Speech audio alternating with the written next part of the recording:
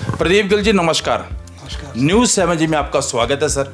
और आज आपके पास पहुंचने के लिए हमें मुश्किल से समय मिला क्योंकि आप बिजी पर्सन हैं। तो प्रदीप गिल जी आपका आजकल सुर्खियों में नाम चल रहा है, आप बड़ा मतलब हर जुबान पे प्रदीप गिल हो रहा है। तो प्रदीप गिल जी आप बड़े अच्छे मुकाम पे पहुंच गए हैं और मेरे ख्याल में आज आपका हर जुबान पे आपका नाम है। तो प्रदीप गिल जी इतना संघर्ष करने के बाद अब अच्छे मुकाम पे पहुंचे, सबसे पहले तो आप ये बताइए आपको कितना संघर्ष करना पड़ा यहाँ पहुँचने के लिए, प्लीज़। जी, सबसे पहले तो मैं आपके टीवी चैनल को बधाई देता हूँ, आपको बधाई देता हूँ। आप लगातार समाज की जो बुराइयों से लेकर के समाज की ज़रूरतों को लेकर के इस जींद हलके के और इस जींद जिले के जो है ना कहीं न कहीं डेवलपमेंट को लेकर के आप हर गली कूचे में दिखाई देते हैं। अनिल भाई, मैं सबसे पहले तो आपको बधाई देता हूं और दूसरा आपने मेरे को बहुत बड़ी बात कह दी कि हर दिल पे हर जुबान पे आपका नाम है। वैसे तो मैं इस जींद का बेटा और भाई हूं। लगातार मेरा जन्म जो यहाँ 1976 में हुआ, उसके बाद से मुझे मौका मिला, मैं क्योंकि मेरी कोई राजनीतिक पृष्ठभूमि नहीं है, मैं किसी ऐसे घराने में पैदा तो नहीं हुआ जिसके अंदर मुझे विरासत में राजनीति मिली। लेकिन हाँ, मेरा 1993-1994 के आसपास मैं कॉलेज में जब मैं था तो मेरा बचपन से ये मन था कि मैं कुछ डिफरेंट करूं। तो मुझे चुनाव लड़ने का मौका मिला। एक क्लास रिप्रेजेंटेटिव बनता था उस टाइम। क्लास रिप्रेजेंटेटिव का चुनाव मैंने जब +1 क्लास में लड़ा तो इत्तेफाक से मुझे पहली बार में मतलब सफलता मिली और मैं क्लास रिप्रेजेंटेटिव बना। उसके बाद 95 में बंसीलाल जी की सरकार आई तो उसके बाद उन्होंने चुनाव को बंद कर दिया। तो बहुत सी हसरतें थी कि बहुत सारे काम करेंगे और एक डिफरेंट जो है ना पॉलिटिक्स के अंदर अपना मुकाम हासिल करेंगे। और वो सफ़र जो आपने कहा कि यार जुबां पे नाम सुना, तो छोटी सी उम्र में लग गया था। मैं लोगों के दुख सुख में आज भी खड़ा होता हूँ, कल भी खड़ा था। और मेरा जन्म जो हुआ वो पटियाला चौक पर शावत्री नगर में हुआ। वहाँ 36 बरादरी के लोगों में मुझे सीखने का मौका मिला कि हर घर में दुख क्या है, तकलीफ़ क्या है। गरीब लोगों के बीच में रहा क्योंकि मेरे पिताजी भी रिटायर्ड हेडमास्टर थे।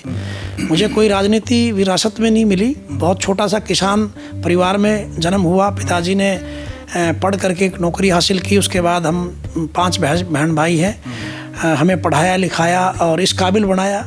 तो मैं यही कहूँगा कि मुकाम हासिल करने के लिए कहते हैं ना, एक शेर भी है कि आपको मेरा मुकाम दिख रहा है लेकिन पाँव के छाले नहीं दिख रहे।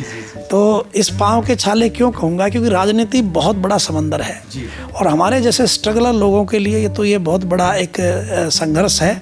क्योंकि आपने देखा भी होगा जींद के अंदर तो वैसे भी बड़े घराने ज़्यादा आते हैं।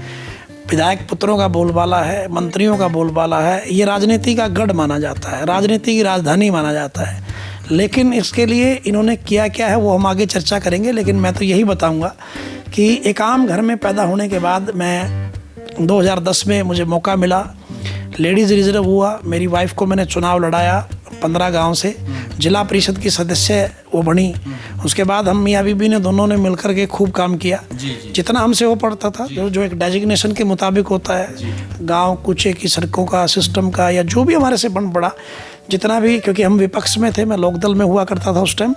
और लोकदल में फिर मुझे प्रदेश अध्यक्ष बनने का मौका मिला। एक मास्टर के बेटे को मैं ये आज भी कह रहा हूँ कि बहुत बड़ा सम्मान दिया पार्टी ने। लेकिन मैं बचपन से उस पार्टी के अंदर था तो मुझे एक उसके बीच में बता देता हूँ, थोड़ा सा मैं भूल गया था कि 2000 की सरकार में जब मैं हल्का प्रधान था युवा का, तो मैं ब्लॉक का प्रधान भी रहा हूँ, प्रदेश का सचिव भी रहा हूँ, फिर प्रदेश का अध्यक्ष भी रहा हूँ। 7-8 साल इस हरियाणा प्रदेश में काम करने का मौका मिला। हर गली कूचे में जाने का मौका मिला। मेवात से लेकर के यमुनानगर तक और यमुनानगर से लेकर हिसार तक, सिरसा तक, डबवाड़ी तक जाने का मौका मिला। तो एक पहचान बनी। लेकिन लगातार मैं संघर्षरत हूँ। आज भी जींद के हर घर में, हर गली में अगर मैं जाता हूँ तो आपको कहीं ना कहीं मेरी आवाज़ सुन गई होगी। इतना बड़ा तो नहीं हूँ, आपने थोड़ी सी ज़्यादा चीज़ें बोल दी। देखिए अनिल भाई, बहुत गहरी बात बोली आपने। मैं कुछ चीज़ें महसूस करता हूँ। अभी मैं जनता के बीच में जा रहा हूँ। मैंने चाय के प्रोग्राम रखे हुए हैं, चाय पे चर्चा का एक कार्यक्रम मैंने रखा है। मेरा सबसे बड़ा मुद्दा ये है कि आज जींद की धरा के लिए जो आज ग्रामीण आंचल जैसी परिस्थितियाँ हैं, जींद सेंटर है पूरे हरियाणा का, जी जींद हार्ट है पूरे हरियाणा का, और इसको राजनीतिक गढ़ भी लोग कहते हैं। लोगों ने यहाँ से बड़े बड़े पद हासिल किए हैं, लोग मंत्री बने हैं, नेक्स्ट टू सीएम रहे हैं। आप ब्रजमोहन सिंगला जी को ले लीजिए, मांगेराम गुप्ता जी को ले लीजिए, आज वीरेंद्र सिंह जी को ले लीजिए, आज रणदीप सुरजेवाला जी से लेकर हर उस बड़े नाम की अगर हम चर्चा करें तो इस जींद ने सबको बहुत प्यार दिया है। लेकिन जींद के अंदर आज जो विकास नहीं हुआ उसके लिए जिम्मेवार कौन है? अगर मैं चुने हुए सदस्यों की बात करूं तो वो हैं आज के दिन ऐसे ऐसे लोग जैसे मांगेराम जी रहे तो वो नेक्स्ट टू सीएम रहे, भजन लाल के बड़े करीबी माने जाते थे, मंत्रालय में रहे। वीरेंद्र सिंह जी रहे, कहीं भी रहे, नेक्स्ट टू सीएम रहे। अगर बात करें हम लोग इनकी, आपके मिड्डा साहब की, ये भी मुख्यमंत्री के बड़े करीबी माने जाते हैं। और आज 7 साल नहीं, मैं 1966 का बना हुआ जिला, जब सबसे पुराने 7 जिले बने थे तब जींद बना था। आज वो 7 जिले तो पता नहीं कहाँ हैं, कितनी आगे तरक्की कर गए। कैथल भी हमारे से बाद में बना हुआ जिला आज आगे निकल गया। आप इधर चले जाओ, हिसार में चले जाओ, हर जगह चले जाओ, आपको दिखेगा तो जींद एक धरातल पर आपको बहुत पिछड़ा हुआ नजर आएगा। यहाँ अच्छा डॉक्टर नहीं आना चाहता, अपनी बदली करा के राजी नहीं है। अच्छा कोई अफसर आना नहीं चाहता। हर आदमी कहता है कि मेरी गुड़गांव बदली कर दो, मेरी रोहतक बदली कर दो, मेरी हिसार बदली कर दो, मेरी करनाल बदली कर दो। कोई जींद बदली नहीं चाहता। प्रदीप गिल जी, एक बात और पूछना चाहेंगे आपसे कि जैसा कि आज राजनीतिक की बहुत गर्मा गर्मी है, बहुत सी पार्टियां हैं, जैसे कि जेजेपी है, बीजेपी है, कांग्रेस पार्टी है, आम आदमी पार्टी है। और सबसे पहले तो ये बताइए कि अगर जो इन पार्टियों का इतना महत्व आज हमारे पूरे भारत के अंदर दबदबा है, अगर जो आप इस किस पार्टी के साथ इसमें? देखिए, मैं इस वक्त कांग्रेस में हूँ और मैंने 2019 में कांग्रेस को ज्वाइन किया। जब 70 पार नारा था तब भी मैं इस बीजेपी सरकार से परहेज किया मैंने। मुझे लोकदल और जेजेपी को छोड़ना पड़ा था परिस्थितियों के अनुसार। तो जब मैंने छोड़ा तो मेरे पास 2 विकल्प थे, या तो मैं कांग्रेस में जाऊं और या मैं बीजेपी में जाऊं। जब बीजेपी में जाने की बात आई तो मैं विचारधारा के तौर पर मैं बीजेपी से नहीं जुड़ा हुआ हूँ, क्योंकि आज हिंदू, मुसलमान, सिख, ईसाई, धर्म और जाति की जो दीवारें इस पार्टी ने खड़ी करी, हमें सोचना पड़ता है कि हमारे बाजू में कौन बैठा है बोलते वक्त। इतनी भी आज़ादी हमारी ख़त्म हो चुकी है। तो सबसे बड़ा तो मेरा युवा होने के नाते एक बात थी कि मैं मेरे जींद में कोई बंटवारा नहीं चाहता। मैं मेरे हल्के में मेरा जो प्यार आज है, आप चलिए 36 बिरादरी में जो प्यार प्रेम है वो क्यों है? हमें किसी बात से मतलब नहीं है, हमें डेवलपमेंट से मतलब है, हमें कोई अगड़े पिछड़े से मतलब नहीं है। हमारे को इस जींद की बदहाली के खिलाफ लड़ना है और हमें इसको आगे बढ़ाना है। तो मेरा ये मानना है कि इस वक्त मैं जिस संगठन के साथ जुड़ा हुआ हूँ वो कांग्रेस है। और मैं भूपेंद्र हुड्डा जी ने जब यहाँ उस पर लड़ा था चुनाव, सोनीपत लोकसभा, तो मैं उनकी अगुवाई में मैंने कांग्रेस में आस्था जताई थी। और अभी मैं यात्रा में भी राहुल गांधी जी के साथ पूरे हरियाणा में था। तो मैंने एक चीज़ देखी है इस पार्टी में कि सभी धर्म, सभी मजहबों को एक साथ लेकर के राहुल गांधी जी चल रहे हैं। मुझे बड़ा अच्छा लगा, तो मैं आज वहाँ काम कर रहा हूँ, संगठन में काम कर रहा हूँ। बहुत बढ़िया जी। आज आप मिल रहे हैं प्रदीप गिल जी से। इनकी दिल की आवाज़ आज आप तक पहुँच रही है। न्यूज़ 7 जी के जो दर्शक हैं, इसको चैनल को सब्सक्राइब करो, लाइक करो, शेयर करो, दबा दो दोस्तों, क्योंकि आज प्रदीप गिल जी से बड़ा मुश्किल से समय मिला है। प्रदीप गिल जी, जैसा कि मुद्दों की बात आती है, विकास के मुद्दों की बात है, जैसे कि हमारे जींद के विकास के मुद्दों के बारे में आप क्या कहना चाहिए? जींद आज एक समृद्ध गाँव कह सकते हो, एक अच्छा डिस्ट्रिक्ट नहीं कह सकते, डेवलपमेंट एक अच्छा शहर नहीं कह सकते। फैसिलिटीज़ की बात करूं तो सबसे बड़ी जो फैसिलिटीज़ होनी चाहिए, सबसे बड़ी आदमी को चाहिए, पहला तो चिकित्सा। चिकित्सा क्या है? अगर आज कोई भी इमरजेंसी हो जाती है, कोई एक्सीडेंट हो जाता है, कोई आदमी को हार्ट से रिलेटेड प्रॉब्लम आ जाती है, कोई और बड़ी मेजर बीमारी का शिकार होकर के इमरजेंसी सेवाएं चाहिए होती है, तो 2 मिनट में आप जाइए, आपको वहाँ से रेफ़र कर दिया जाएगा रोहतक या हिसार के लिए। कोई अच्छी इक्विपमेंट्स यहाँ नहीं है, कोई अच्छे डॉक्टर्स यहाँ नहीं है, सिर्फ 1 मिनट में लिख देंगे रेफ़र टू रोहतक। अब बंदा यहाँ से रोहतक जा रहा है, भाई उसकी परिस्थितियाँ क्या है? ऐसे हज़ारों सैकड़ों लोग जो है ना इस सालों में मर चुके हैं, जो शायद बचाए जा सकते थे। सबसे बड़ी मूलभूत जरूरत तो आज यहाँ चिकित्सा व्यवस्था की है। आज डॉक्टर जितने चाहिए उतने डॉक्टर इस हॉस्पिटल में नहीं है। जो इक्विपमेंट्स चाहिए, देखो कितना पुराना हॉस्पिटल है। बनाने को बिल्डिंग आपने बना दी है, सारी चीज़ें आपने दे दी हैं, लेकिन आप उनमें सुविधाएं कौन देगा, डॉक्टर्स कौन देगा? लेकिन डॉक्टर, मैं अनिल भाई आपको कहना चाहता हूँ, देखिए अच्छा डॉक्टर कोई आना नहीं चाहता यहाँ पे।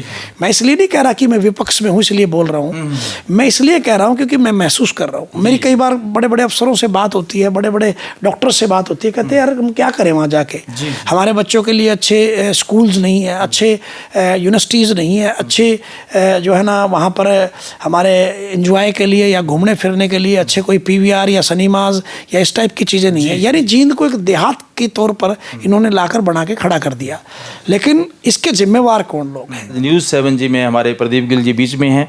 प्रदीप गिल, जैसा कि गांव है, शहर है, गांव और शहर की स्थिति के बारे में आप क्या कह सकते हैं इस सरकार के? सर, अब मेरे घर में आए हो अभी, जिस बार सेक्टर का ये वो है मकान है, आप देखते हो कि वहाँ भी ब्लॉक की ईंटें लगा दी। बिल्कुल बिल्कुल भाई इस सेक्टर में आप किस प्रकार की जो है ना सरकार हमसे टैक्सेस ले रही है, किस प्रकार से हमारे से हाउस टैक्सेस या अदर एक्सपेंसिव हम करते हैं, और आपने इन गलियों को भी जो है ना वो बना दिया जो बद से बदतर हालात है।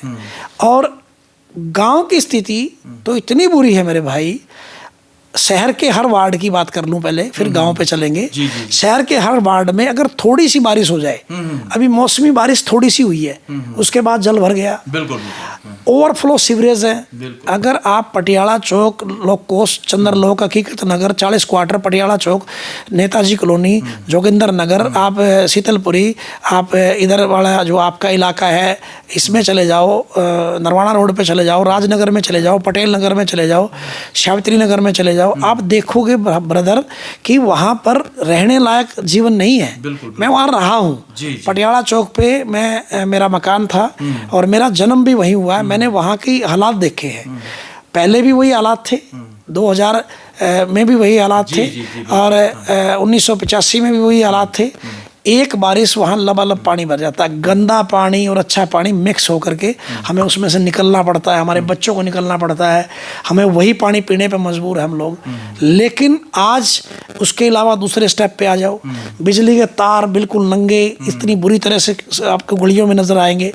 उसके बाद आ जाओ आप दूसरी सुविधाओं में, चिकित्सा मैंने बोल दिया है। उसके बाद शिक्षा के स्तर की बात कर लेते हैं, कोई अच्छा स्कूल यहाँ पर ऐसा नहीं है। मॉडल स्कूल की बात ये सरकार करती है, सरकारी स्कूलों में तो अध्यापक ही नहीं है। थोड़े बहुत प्राइवेट संस्थान हैं, वो कहीं ना कहीं पूर्तियों को कर रहे हैं। हर आदमी की पहुँच वहाँ तक है नहीं, हर आदमी बड़ी फीसें नहीं दे सकता, बड़े एडमिशन नहीं दे सकता।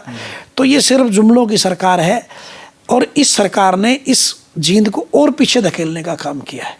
आगे ले जाने की बात तो दूर की है, और ज़्यादा पीछे धकेलने का काम किया है। अगर गांव में चलोगे ब्रदर मेरे साथ, क्योंकि ग्रामीण अंचल से भी मेरी पृष्ठभूमि है, मेरा गांव विठल खुर्द है, अगर बात करूं तो आपको गलियां साफ नहीं मिलेंगी, वहाँ पर भी गलियां पानी से, गंदे पानी से भरी मिलेंगी।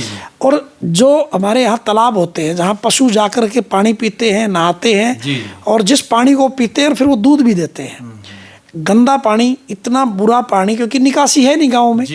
और आपने जो है ना समरसिबल लगवा दिए, आपने और चीज़ें करवा दी, उससे और ज़्यादा गंदा पानी जो है ना तालाब के अंदर जाके इकट्ठा हो जाता है। उसी को पशु पीते हैं, उसी को हमारे बच्चे उसी के अंदर जो है ना नहाते हैं, और बहुत बुरी स्थितियाँ वहाँ पर। प्रदीप गिल जी, ये तो समस्याएं हैं। अगर जो आप इतनी पार्टियां हैं, अगर जो पार्टी किसी भी पार्टी में आपको अच्छा पद मिल जाता है, तो आप इस सुधार के लिए क्या भूमिका निभाएंगे? देखिए, मैं पहली बात बता दूं, क्योंकि मेरा जन्म किसी ऐसे परिवार में नहीं हुआ। मैं एक वर्कर बन करके काम किया, मैंने पोस्टर्स लगाए, दरियां बिछाई, मैंने पार्टी में, संगठन पे बड़े पदों पर भी और छोटे पदों पे भी काम किया।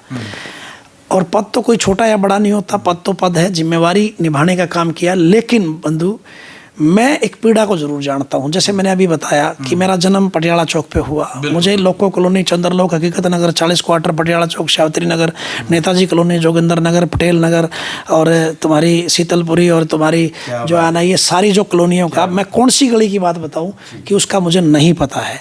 बूढ़ा बाबा बस्ती में चले जाओ, मुझे पता है क्या प्रॉब्लम है। आप अर्बन स्टेट में, मैंने आपको बता दिया सेक्टर होने के बावजूद हालात क्या है। और बड़ी बात बताता हूँ, सेक्टर 8 चले जाओ, सेक्टर 9 चले जाओ, जो नए रोड, जो नए सेक्टर कटे, भाई साहब रोड नहीं है, गड्ढे हैं, गड्ढों में रोड है, रोड में गड्ढे हैं, बुरी हालत है। और वहाँ पर भी बड़े बड़े उन्होंने डेवलपमेंट चार्जेस ले लिए। और एक परिस्थिति और बताता हूँ मैं आपको, अचंभित हो जाओगे, वहाँ लोगों ने मकान बना लिए हैं लेकिन सीवरेज व्यवस्था की निकासी नहीं है। अभी तक कोई भी प्लॉट खाली है वहाँ सीवरेज अपने आप फूट जाता है और बद से बदतर हालात है। सेक्टरों के हालात ये हैं। रोड्स की बात करूँ तो रोड्स के बुरे बुरे हालात हैं। आज चारों तरफ चले जाओ आप जींद के, आप गांव के अंदर चले जाएं, बुरी हालात हैं जींद को। मैं नहीं कह रहा भाई, मैं विपक्ष का हूँ इसलिए मत सोचे आप ये बात कि मैं कह रहा हूँ। जींद के लोगों से पूछे जा करके कि उनकी पीड़ा क्या है। तो आपका एक कैमरा जब जाएगा ना, मैं एक आध बार मैं आपसे प्रार्थना करूंगा कि कूड़े के ढेरों की तरफ लेके जाएं जो ये सफाई अभियान की बात करते हैं। ये लोग कहते हैं कि हमने स्वच्छ भारत, अरे कागजों में स्वच्छ भारत। और दूसरी बात कहूँ तो इन्होंने नगर परिषद बना दिया। नगर परिषद जैसी सुविधाएं तो दे दो, नगर पालिका वाली भी सुविधाएं नहीं है हमारे पास। तो प्रॉपर्टी आईडी आपकी जो है ना, फैमिली आईडी, आपने सारे पोर्टल बना दिए लेकिन लोगों के नाम कहीं कोई चढ़ा हुआ है, किसी के।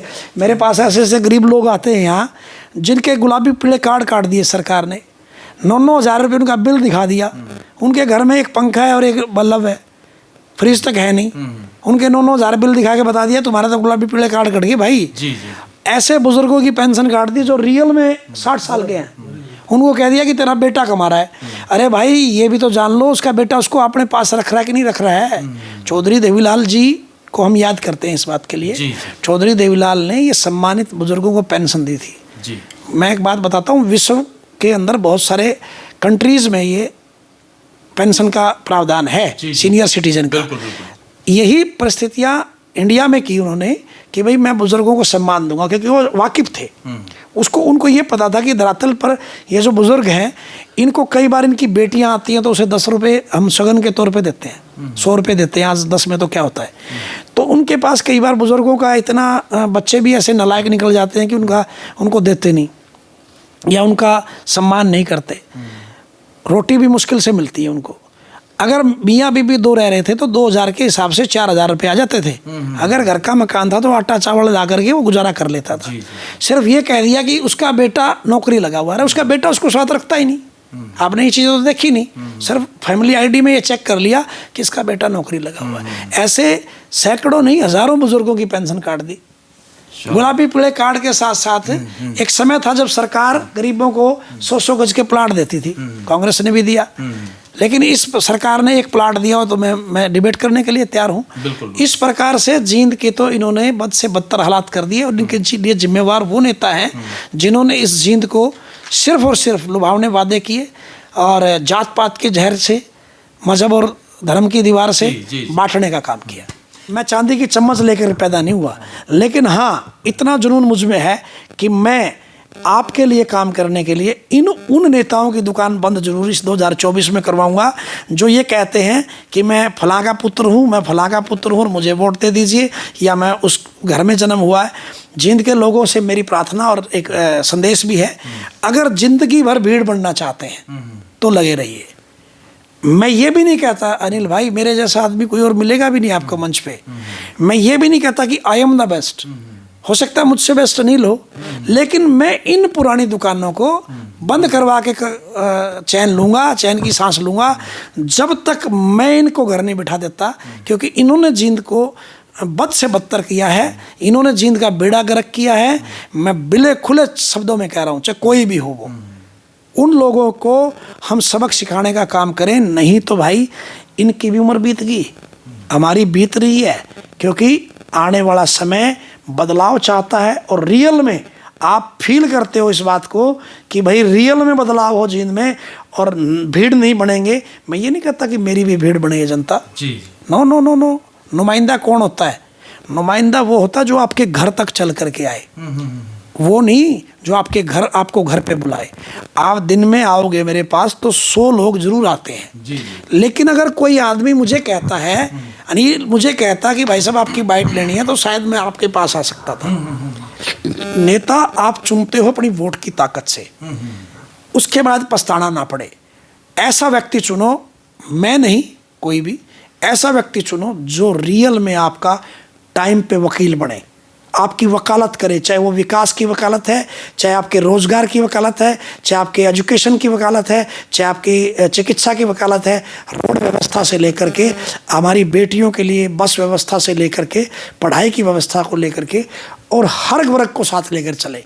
कोई एक जाति का नहीं, कोई एक धर्म का नहीं, कोई एक मजहब का नहीं। हम सुनते थे सरपंच भी बनता था तो गांव में हम जब छोटे होते थे तो एक सुना करते थे सरपंच न्यायाधीश है। न्यायाधीश का मतलब समझते हैं, न्याय करने वाला। वो न्याय करे जब उसकी नज़र में सिर्फ अपनी जाति ना हो, अपना धर्म ना हो, अपना मजहब ना हो, रोजगार दे। मैं नहीं कह रहा, जींद के कुछ लोगों के पास जाना, आपको पता लगेगा कि कुछ लोगों ने सिर्फ अपनी जाति के लोगों को रोजगार दे दिए, कुछ लोगों ने अपने धर्म के लोगों को रोजगार दे दिए, कुछ लोगों ने अपने धर्म और जाति के लोगों को आगे बढ़ा दिया, 36 बरादरी के लिए काम नहीं किया। जा करके तो कहा लोगों को मैं थारार ताम मेरे। प्रैक्टिकल देखो लोगों, मैं नहीं कह रहा, मैं फिर से कह रहा हूँ, अगर मुझसे बेस्ट है तो उसे चुनिए। लेकिन क्या हम इसी जिंद की कल्पना करते हैं? देखिए, आप बदलाव तो चाहते हैं, लेकिन वोट डालते वक्त जब आपके हाथ कांपते हैं, उनको बंद करना पड़ेगा। किस बात के लिए? मैं अनिल चौहान का मित्र हूँ, मैं चौहान हूँ, मैं चौहान को वोट दूंगा, मैं इनका मित्र हूँ, मैं इनको वोट दूंगा, मैं गिल का मित्र हूँ, मैं गिल को। ये कोई प्राथमिकता नहीं होनी चाहिए। प्राथमिकता उस बात को लेकर के हो जो हमारे लिए, हमारे समाज के लिए, इस पूरे वातावरण के लिए, जींद की धरा के लिए काम करे। उस व्यक्ति को किसी को भी छोड़ दो भाई, बस बात। तो हमारे बीच में प्रदीप गिल जी हैं। प्रदीप गिल जी, लाखों दर्शक इस जो आपको डिबेट आपने दी है इसको देखेंगे, उन दर्शकों को क्या मैसेज देना? सर, मेरा मैसेज सिर्फ इतना ही है। देखिए, बड़े बड़े धरे हमने ना बड़े बड़े चेहरे बनाए हैं, इस जींद ने ना राज बनाया है सर। लेकिन इस जींद को कैबिनेट मंत्रालय भी मिले, डिप्टी सीएम भी मिले, इस जींद को मंत्री भी मिले, नेक्स्ट टू सीएम मिले। अरे भाई, भीड़ बनना बंद कर दो, मेरी भी नहीं, सबकी। आप सिर्फ एक देखिए, जो आदमी अनाज खाता है उसको परमपिता परमात्मा ने, अल्लाह ताला ने, वाहिगुरु ने, जीसस ने, जिस भी धर्म को मानते हैं उसने यहाँ आपको दिमाग दे रखा है। जी। इसका प्रयोग करके हमें उन लोगों को चुनना चाहिए, उन लोगों को आगे बढ़ाना चाहिए जो लोग रियल में काबिल हों, कोई भी हो।